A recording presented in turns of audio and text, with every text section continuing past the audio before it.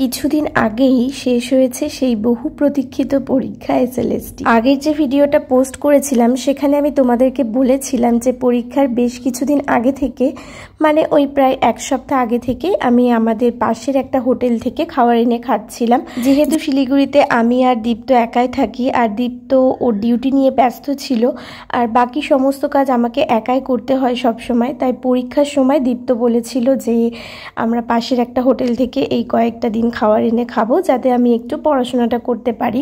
কারণ প্রায় দীর্ঘ 5 বছর আমার নিজের সাবজেক্টের সাথে কোনো যোগাযোগ প্রায় ছিল না বললেই চলে। সেই জন্য আমার কাছে সেই পুরনো দিনের পড়াশোনার ভাইবসটা আবার ফিরিয়ে আনাটা বেশ টাফ ব্যাপার ছিল, আর আমার সময়টাও বেশি লাগছিল সেই জন্য আর কি। তো পরীক্ষার আগে এইরকমই একটা দিন ছিল।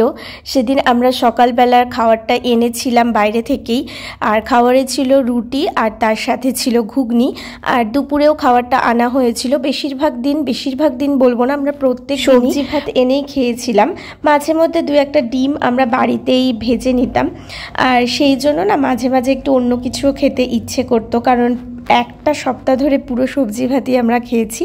তো যাই হোক, সেই জন্য দীপ্ত দুপুরবেলা এনেছিল একটু আইসক্রিম, আর আমার কর্নেটো আইসক্রিম খেতে ভীষণ ভালো লাগে। তো সেই জন্য আমার জন্য কর্নেটো আর ওর জন্য একটা চকোবার এনেছিল, যদিও আমরা শেয়ারেই খেয়েছিলাম। আর এইদিকে দেখো অনেক পেন আর ডায়েরি দীপ্ত এনেছিল ওর যে অফিসের স্যাররা আছে তাদেরকে দেওয়ার জন্য।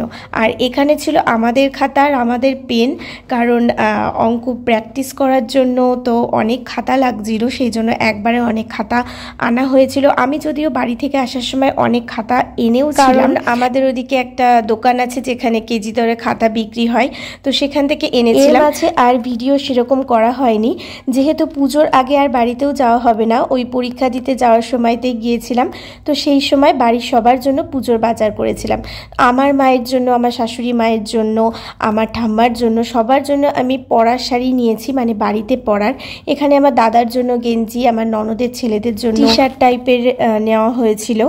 আর এদিকে কতগুলো স্যান্ডো গেঞ্জি রয়েছে, এখানে দীপ্তরও রয়েছে, আর আমার বাবার জন্যও দেওয়া হয়েছে। প্রথমে যে জামাটা দেখালাম ওটা আমার শ্বশুর মশাইয়ের জন্য, আর এখানে আমার মা আর আমার শাশুড়ি মায়ের জন্য বাড়িতে যে সমস্ত জিনিস লাগে সেগুলোই কেনা হয়েছে। এই জামাটা ছিল আমার ছোট ননদের ছেলের জন্য। আমি আমার দাদাদেরকে রাখি পূর্ণিমায় যেমন দিয়েছিলাম সেরকমই, এটা ছোট সাইজের, আর এটা আমার বাবার জন্য।